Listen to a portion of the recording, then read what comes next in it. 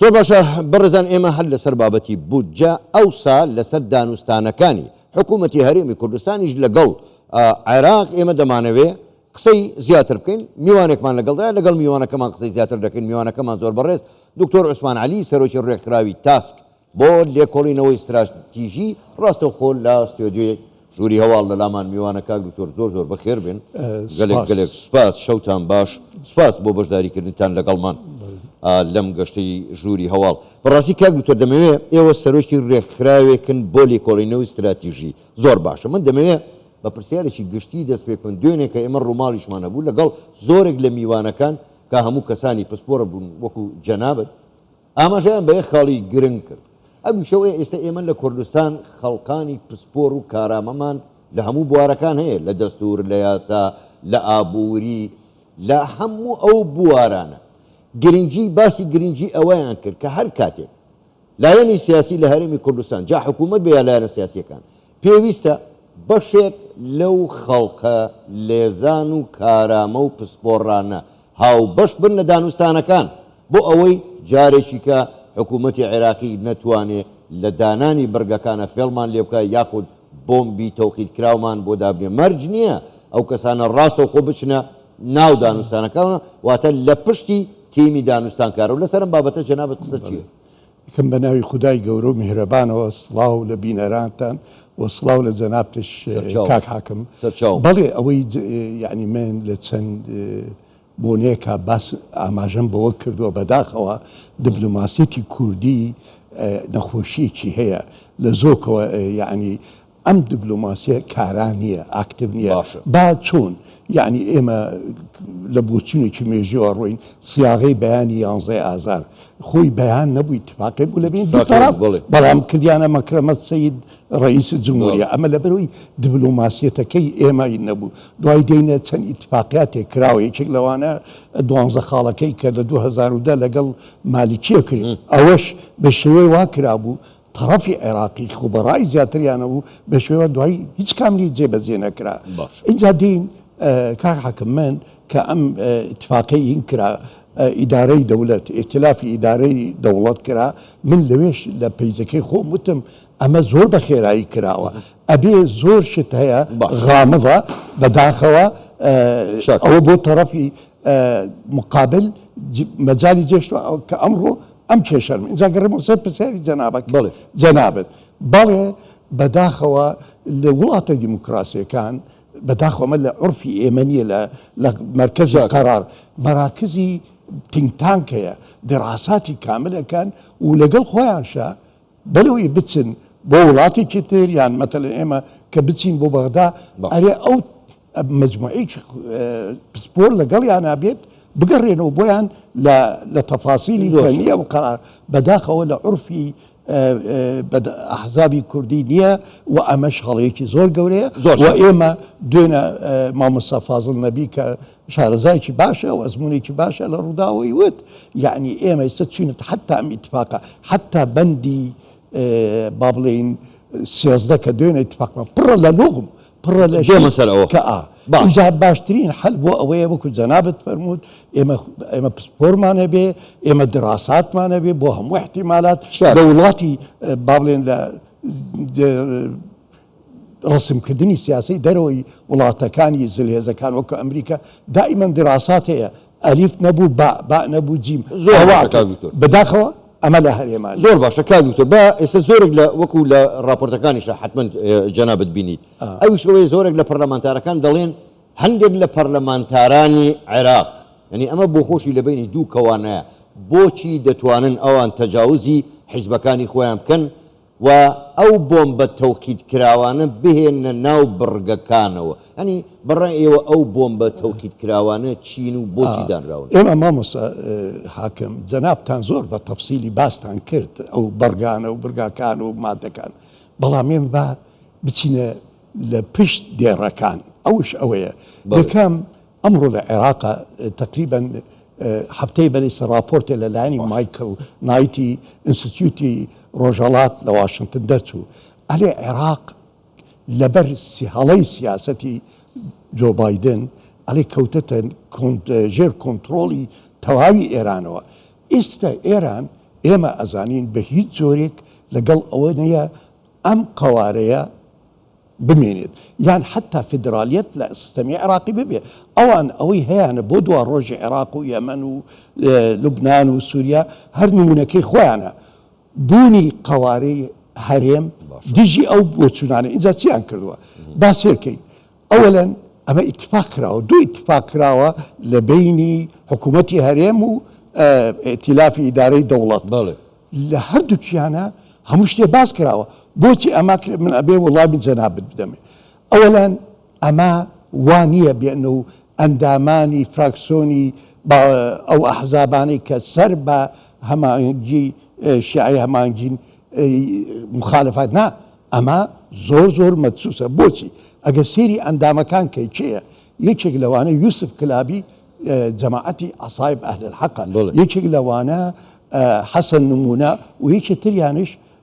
بە ناوی مستەفا سەنەد ئەمانە هەردووکیان لە حزب اللهی ئێرانین حرەکەی کەی بە ناوی حرەکەی حقوق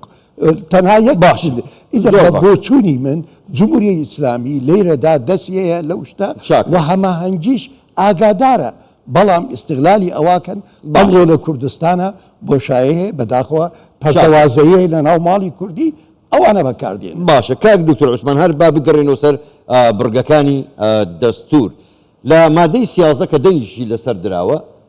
بیانوێکە بوو لە لای عێراق کە گوایە لە 2004ەوە تا 2022 یعنی شایستە داراییەکان پاکتاو نەکراون بەڵام خۆیان ئەمە جۆرێکە لەوەی کە با بڵێن دەستە پیسەکەیان بەسەر یا دەستە چەورەکان بەسەر هەرێمی کوردستانە سڕیوە بەڵام خۆیان بە هیچ جۆرێک هیچ وەختێ لە میزانی عێراقا ئەوەیان نەکردووە ئەم پاک یەکلاکردنەوەیە تا چەند کورد دەتوانێت حکوومەتی هەرێمی کوردستان دەتوانێت سوودی لێبینە لەبەرەوەی حکوومەتی عێراقی قەرزارێ هەرێمی کوردستان کاک حاکم ئەوان داتەی تریانەیە ئەوان ئەڵێن هەرێم 44 بلیۆن دۆلار قەرزاری حکوومەتی مرکزیە بەڕای من ئەمەش قومبەلێکی موقوتە دایان ناوە هەرچەندە خۆیان داوای 5 ساڵیانە کرد بەڵام هەرێم وتی با 7 ساڵ بێت نەک 5 ساڵ بەڵام ئەمەش قومبەلێکی موقوتە لە کاتی پێ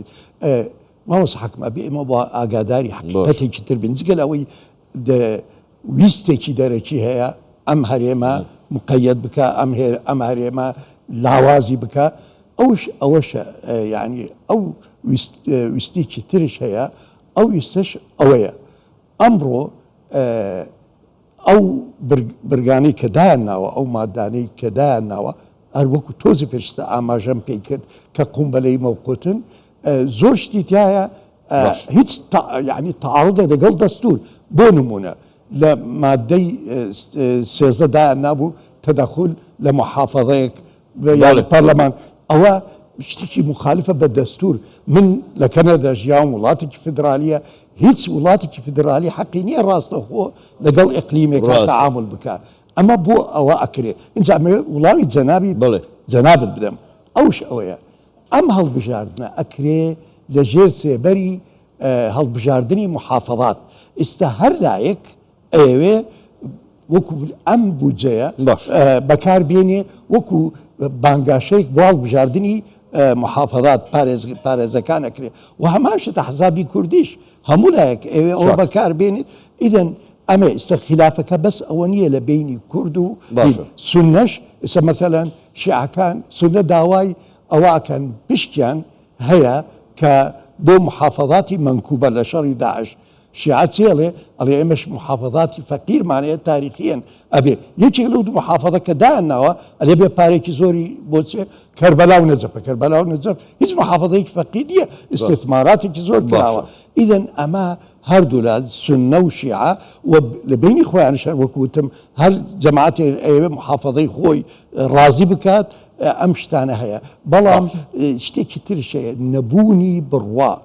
لە بینی هەموو لایەنەکانی عێراقی و بە تایبەتی نەبوونی بڕوا لە بینی هەرێم و مرکز ئێوێ لەو ڕۆ لە 2003ەوە هەتاکو ئەمڕۆ مرکز هەرچەنێ بەقوت بووە ئەو ئەزمونەی کە هەیە مثلا فدرالیت فەرز کراوەتە سەریان ئەمانە ئەوە خۆیان ئەڵێن لە ئەدەبیاتیانە من خوێنمەوە ئەڵێن ئەمە دەستورە ئەم لەژێر فشاری ئەمریکیەکان نووسراوە فدرالیت هینە وەکو بڵێ دابەشکردنی عێراقا لەبەرەوە ئەوان هەموو مناسبەیە بەکاردێنن حتاکو ئەو قەوارەیە سعی بکەن. زۆر باشە کاک دکتۆر ینی ئێستا وەکو لە هەواڵەکانیش ئاماژی پێکرا فواد حوسێن وەزیری دەرەوە گوتیکەوە برگەی حەوت لە مادەی 14 چارەسەر کراوە بەڵام من نایەمە سەر چارەسەرەکەی ئێستا چۆن چۆنیە بەڵام دەمەوێت قسەمان لەسەر ئەوە بێ کە ئەو برگەی کە چۆن زیانیان کردو کە ئەڵێ ئەگەر لە ماوەی 15 ڕۆژە بۆ هەر هۆکارێک بێ ئەگەر حکوومەتی هەرێم نەیتوانی پابەندی برگەکانی پێش خۆی بێ ئەوە ڕاستەوخۆ شایستە دارایەکانی هەرێم دەبڕێ. پرسیارەکەی من ئەمەیە کاک دکتۆر جەنابتان کەسێکی شارەزان لە کۆڵینەوە استراتیژی پرسیارەکەی من هەمەیە ئەمە ڕێک لە یاریەکی مناڵانە ناچێت تۆ مناڵێکی بچکۆلت هەیە بە قسەی تۆ ناکە هەر ڕەشەی لیەکەی ئەڵێ نایاڵم فوتبۆڵێن بکەی وا لێ بکەم و نایاڵم چی دەرەوە ینی ئەمە چۆن دەکرێت لە پەرلەمانێکە کە شوێنی یاسادانانە خۆی پێشێلی یاسا و تەشریعەکانی خۆی بکات و برگەیەکی وا مناڵانە بسەپێنێ کە لەخوا بە زیاد بێ دەڵێ چارەسەر کراوە. کاک حاکمەوە مناڵانە نیە ئەوە تەختیتی لە دوایە ئەوە تەرەفێکی لە دوایە ئەوە دراسەیەکی لە دوایە ئەوە ناو من وا نایبینم بەڵام لێرەدا من ئەڵێم ئەمە یەکەم جار نییە مفاوەضات دانوستان لە بینی هەرێم و مرکز قوتی عالم بارمەتە کراوە ڕاهینە کراوە ئەبێ ئەمە لە زۆکۆ یەکلا بکرایە یەکێک لەو شتانی کە بەداخەوە حکوومەتی هەرێم ئەمەی نەکرد ئەبێ قانونی نەوت و غاز ئەگەر قانون نەوتی غاز جێبەجێ بکرایە ئەمڕۆ ئێمە وامان لێ نات. کاک حاکم من لەگەڵ ئەو بۆچونەم کە لە ناو هەرێمدا هەیە بە تایبەتی لە ناو خەتی کاک مەسعود و قیادەی پارتیەیە لەگەڵ ئەو بۆچونم ئەبێ هەرچی تەقەلایەک هەیە بکرێت ئێمە نەوت و غاز بە شێوەیەکی یەکلا تەسلیمی بەغدا نەکەین چونکە هیچ باوەڕ نییە لە بین بەغدا و ئێمە دوایی ڕابردوویەکی زۆر دوور و درێژیان هەیە کە ئەوان ئەیانەوێ هەرچی شتێکەوە ئەم هەرێمە یعنی استقلالی ئابووری زۆر گرنگە وڵات هەیە 100,000 بەرمیلەکە نەوت ڕۆژانە بەرهەمێتی ئەندامی ئۆپێکە بوونی ئێمە لە دوا ڕۆژە ئەبێ ئێمە سێری ئەو وەزا بکەین هەر بە گوێرە ئەو ڕاپۆرتەی کەوتم هین مایکل نایت لە واشنگتن ئینستیتیوت نەشری کردەوە ئەلێ عێراق بەرە و ڕوخانە ڕوە ئەبێ ئێمە ئەو حیسابە بکەین ئەم بەرهێنانەی هێنامانە لە بواری نەوت و غاز بیگری تا هەرچەندە دوای قەراری پاریس لە دەستمان دەرچۆ تا ڕادێک بەڵام ئەبێ کۆڵ نەدەین ئەبێ داوای ئەبێ من لەگەڵ ئەو بۆچوونەم ئەمە بەداخەوە ئەگەڕێمەوە ئەڵێم ئەبێ ئەم شتانە لە هەوڵەوە حەدێکی بۆ دابدرێت قوتی خەڵک لە هیچ وڵاتێکە نابێت بەڵام ئەمێ ئەوەش بڵێم بەداخەوە مەلەفی نەوت و غاز لە ناو هەرێمدا باشی دارە نەکراوە. زۆر باشە زۆر بەڕێز دکتۆر عوسمان عەلی سەرۆکی ڕێکخراوی تاسک بۆ لێکۆڵینەوەی استراتیژی گەلێک سوپاس بۆ بەشداریکردنتان لەگەڵمان لەم گەشتەی ژووری هەواڵ سوپاس بۆ ئێوە مادەمان کردن شەوتان باش.